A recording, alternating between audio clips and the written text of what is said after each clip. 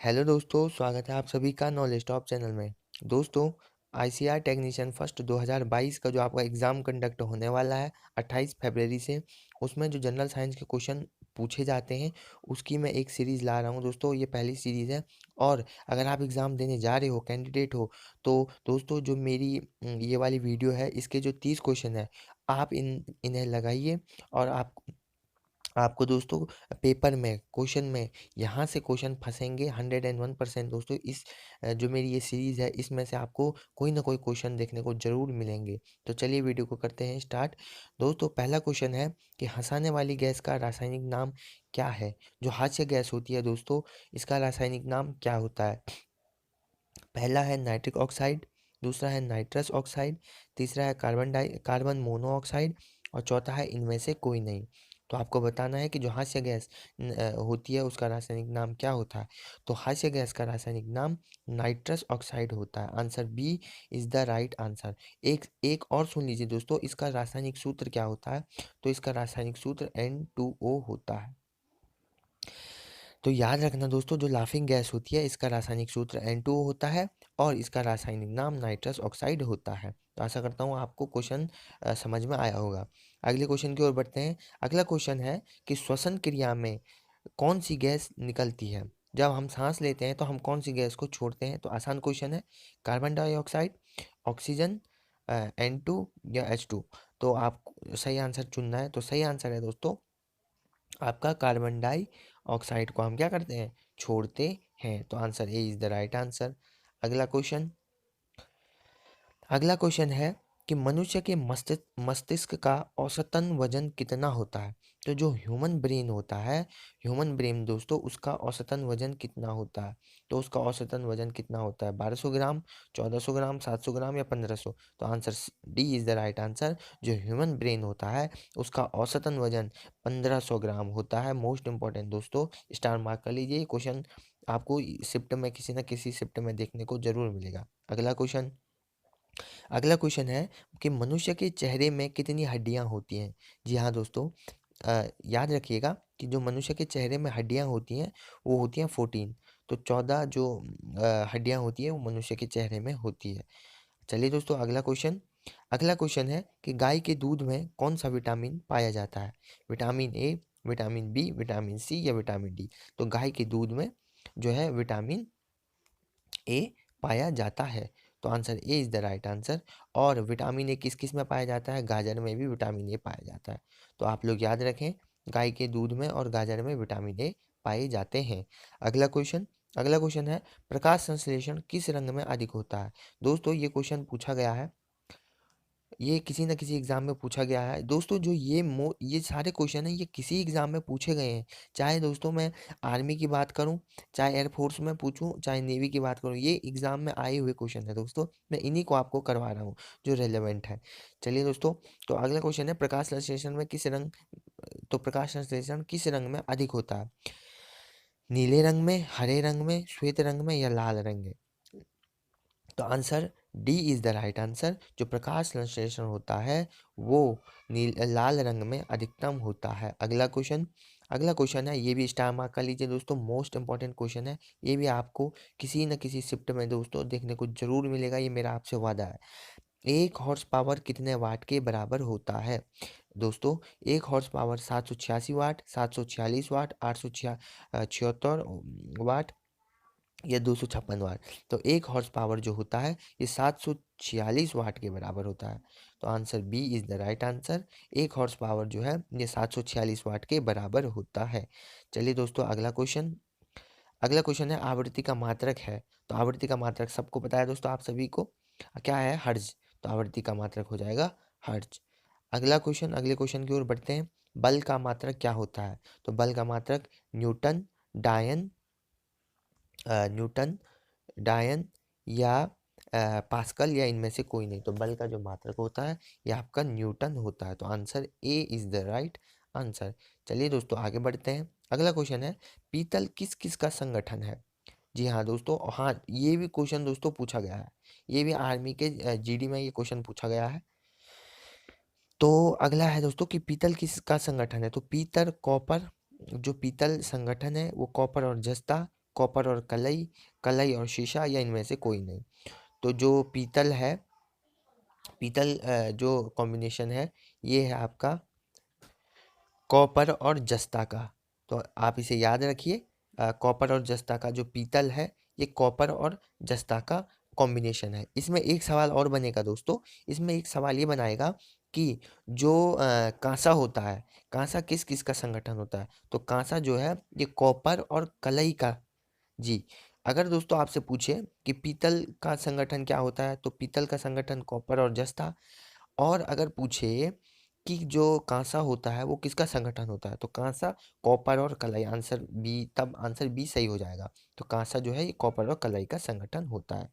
तो चलिए दोस्तों आगे बढ़ते हैं। अगला क्वेश्चन है, न्यूटन के गति के प्रथम नियम को क्या कहते हैं? तो न्यूटन के गति के प्रथम नियम को जड़त्व कहते हैं, या संवेग कहते हैं, या आवेग कहते हैं? तो answer A is the right answer. Newton के गति का प्रथम नियम जड़त्व का नियम कहलाता है। और एक और आंसर है इसका, ये गैलीलियो का नियम भी कहलाता है। जी हाँ दोस्तों, ये गैलीलियो का नियम भी कहलाता है। तो न्यूटन की गति का नियम जड़त्व का नियम या गैलीलियो का नियम भी कहलाता है। अगला क्वेश्चन, किस बल के कारण दूध से क्रीम अलग होती है? ये भी मोस्ट इंपॉर्टेंट क्वेश्चन दोस्तों, एयरफोर्स में जो वाई ग्रुप में जनरल साइंस पूछी जाती है उसमें ये क्वेश्चन आया हुआ था कि किस बल के कारण दूध में से क्रीम अलग होती है? तो आप इसका आंसर बताइएगा। अभिकेंद्रीय बल, अपकेंद्रीय बल, गुरुत्वाकर्षण बल, या इनमें से कोई नहीं? तो आप याद रखिए दोस्तों, जो दूध में से क्रीम निकलती है वो अपकेंद्रीय बल के कारण निकलती है। तो answer B is the right answer. जो दूध से क्रीम निकलती है वो अपकेंद्रीय बल के कारण निकलती है। इसे जरूर याद रखें दोस्तों, इंपॉर्टेंट क्वेश्चन है। अगला क्वेश्चन, आकाश का रंग नीला दिखाई देता है किस कारण से? तो आकाश का रंग दोस्तों क्यों नीला दिखाई देता है? प्रकाश का अपवर्तन, प्रकाश का प्रकीर्णन, प्रकाश का विवर्तन, या प्रकाश के परावर्तन? तो जो आकाश का रंग है वो नीला दिखाई देता है प्रकाश के प्रकीर्णन के कारण। तो answer B is the right answer. अगला क्वेश्चन है, आधुनिक आवर्त सारणी किसने दी? तो दोस्तों जो हमारी आवर्त सारणी है, पहले तो ये मेंडलीफ ने दी, जो पुरानी वाली थी वो मेंडलीफ ने दी। और यहाँ पे दूसरा जो आवर्त सारणी थी वो मोजले ने दी। तो जो आधुनिक आवर्त सारणी दी वो मोजले ने दी। अब इसमें एक क्वेश्चन और बनता है दोस्तों, ये पूछ लेगा आपसे कि जो मेंडलीव की आवर्त सारणी थी वो किस आधार पे रखी गई थी? तो जो मेंडलीव की आवर्त सारणी थी ये परमाणु द्रव्यमान या भार, तो परमाणु द्रव्यमान के आधार पर रखी गई थी। जी हाँ दोस्तों, मैं जो भी क्वेश्चन बता रहा हूँ मोस्ट इंपॉर्टेंट है दोस्तों, आपको जरूर क्वेश्चन ये दिखेंगे आपको। तो जो परमाणु द्रव्यमान के आधार पर, याद रखिएगा कि जो मेंडलीव की आवर्त सारणी थी ये परमाणु द्रव्यमान के आधार पर थी, और जो आधुनिक आवर्त सारणी थी ये परमाणु क्रमांक के आधार पर थी, परमाणु क्रमांक के आधार पर। तो इनसे ये क्वेश्चन भी बन सकते हैं, तो मैंने आपको बता दिया, आप इन क्वेश्चनों को भी तैयार कर लें। अगला क्वेश्चन है, आकाश में तारों का टिमटिमाना या आकाश में तारों के टिमटिमाने की घटना को क्या कहते हैं? तो जो आकाश में दोस्तों तारे टिमटिमाते हैं, आप देखते होंगे रात का, तो किस कारण होता है? परावर्तन के कारण, अपवर्तन के कारण, विवर्तन के कारण, या पूर्ण आंतरिक परावर्तन के कारण? तो answer B is the right answer. तो जो आकाश में तारे टिमटिमाते हैं वो अपवर्तन के कारण दिखते हैं। इसमें एक क्वेश्चन और बनता है कि जो मृगमृचिका दोस्तों, जो हमें रेगिस्तान में जैसे जब जैसे रेगिस्तान में जो रेत में हमें कभी कभी पानी का भ्रम होता है, ये किस कारण दिखाई देता है? या पूछ देगा मृचिका जो रेगिस्तान में होती है वो किस कारण दिखाई देता है? तो वो पूर्ण आंतरिक परावर्तन के कारण दिखाई देता है। ये क्वेश्चन भी एग्जामिनर बना सकता है।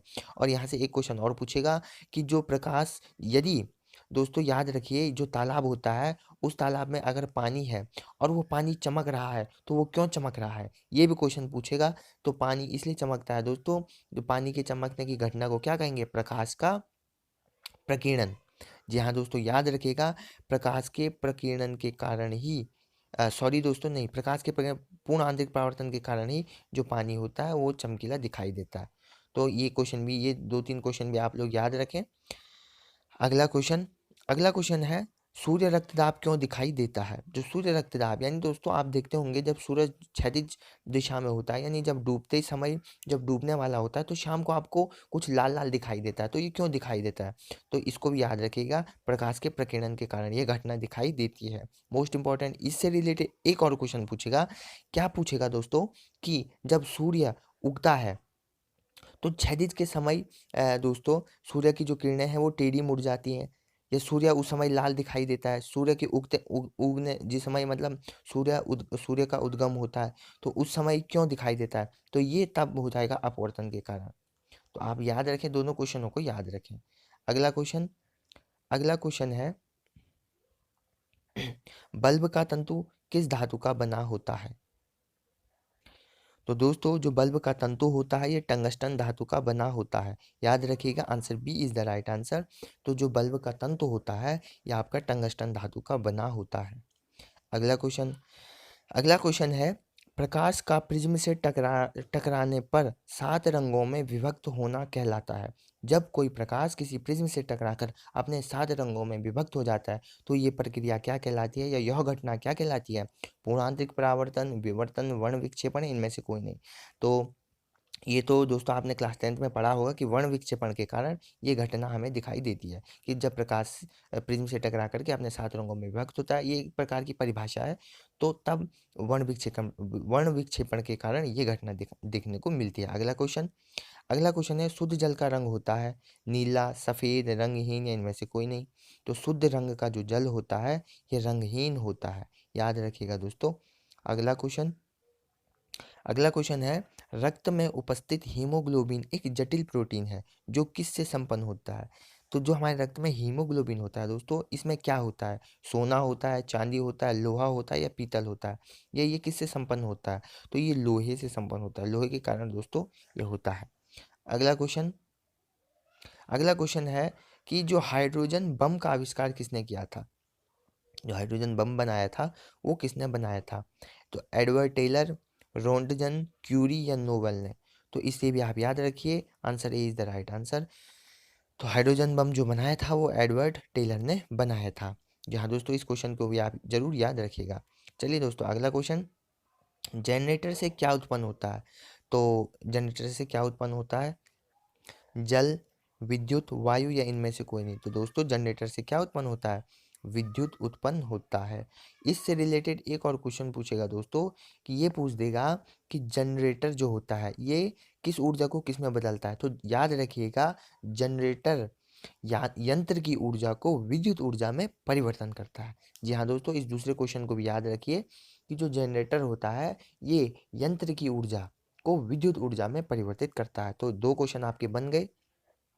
अगला क्वेश्चन, विद्युत मोटर जो होती है विद्युत ऊर्जा को किस ऊर्जा में बदलती है? एक ये क्वेश्चन भी मोस्ट इंपॉर्टेंट है। इस क्वेश्चन को भी आप याद रखिएगा दोस्तों। ये क्वेश्चन भी बहुत इंपॉर्टेंट है। तो जो विद्युत मोटर है ये किस ऊर्जा को किस में बदलता है? तो ये जो है यंत्र की तो याद रखिएगा दोस्तों, जो विद्युत मोटर है ये विद्युत ऊर्जा को किस ऊर्जा में बदलता है? तो जो विद्युत मोटर है ये विद्युत ऊर्जा को किस में बदलता है? यंत्र की ऊर्जा में बदलता है। तो आप इस क्वेश्चन को याद रखिए, यांत्रिक ऊर्जा में बदलता है। तो विद्युत मोटर जो है ये विद्युत ऊर्जा को यंत्र की ऊर्जा में बदलता है। अगला क्वेश्चन अगला क्वेश्चन है विद्युत का सुचालक है तांबा, चांदी, लकड़ी या शुद्ध जल। तो विद्युत का सुचालक कौन है? तांबा। Answer A is the right answer. चलिए दोस्तों अगले क्वेश्चन की ओर बढ़ते हैं। अगला है प्लास्टर ऑफ पेरिस का रासायनिक नाम क्या होता है? तो प्लास्टर ऑफ पेरिस का रासायनिक नाम क्या होता है? Calcium sulphate hemihydrate, calcium sulphate ट्राईहाइड्रेट या सोडियम हाइड्रोक्साइड या ट्राईमेथेन। तो प्लास्टर ऑफ पेरिस का जो रासायनिक नाम होता है कैल्शियम सल्फेट हेमीहाइड्रेट होता है। Answer A is the right answer. और मैं इसको आपका सूत्र भी बता देता हूँ, CaSO4 हाफ H2O। जी हाँ दोस्तों, ये इसका सूत्र होता है। तो आप दोनों चीज़ों को याद रखेंगे, नाम भी और रासायनिक सूत्र भी। चलिए दोस्तों अगला क्वेश्चन है पहाड़ों में चढ़ने पर दाब घटता है या बढ़ता है? इंपॉर्टेंट क्वेश्चन है। तो पहाड़ों पे चढ़ने पर दोस्तों दाब क्या होता है? घटता है। तो answer B is the right answer. दोस्तों ए ना कर दीजिएगा, ए मत कर दीजिएगा, answer B is the right answer. अगला क्वेश्चन अगला क्वेश्चन है कि सूर्य की किरणें पृथ्वी तक पहुंचने में कितना समय लेती हैं। तो जो सूर्य की किरणें होती हैं ये पृथ्वी तक पहुंचने में कितना समय लेती हैं दोस्तों, 8 मिनट लेती हैं। तो answer B is the right answer. अगला क्वेश्चन, गोली दागने के पश्चात बंदूक पीछे की ओर धक्का मारती है, तो ये किस कारण होता है। तो दोस्तों जब गोली हम दागते हैं तो जो बंदूक पे हमें पीछे की ओर धक्का लगता है, ये किस कारण लगता है, तो न्यूटन के गति के तृतीय नियम के कारण ये घटना होती है, और इसे हम क्रिया प्रतिक्रिया का नियम भी कहते हैं। अगला क्वेश्चन है दोस्तों, ये भी इंपॉर्टेंट है, मोस्ट इंपॉर्टेंट क्वेश्चन दोस्तों। अगला क्वेश्चन है कि ऐसी कौन सी धातु है जिसे चाकू से आसानी से काटा जा सकता है। तो ये धातु है दोस्तों सोडियम। सोडियम एक ऐसी धातु होती है जिसे चाकू से आराम से काटा जा सकता है। अगला क्वेश्चन है मनुष्य के शरीर में कितनी हड्डियां होती हैं। और लास्ट क्वेश्चन है, तो दोस्तों मनुष्य के शरीर में कितनी हड्डियां होती है दोस्तों, 6। तो answer B is the right answer.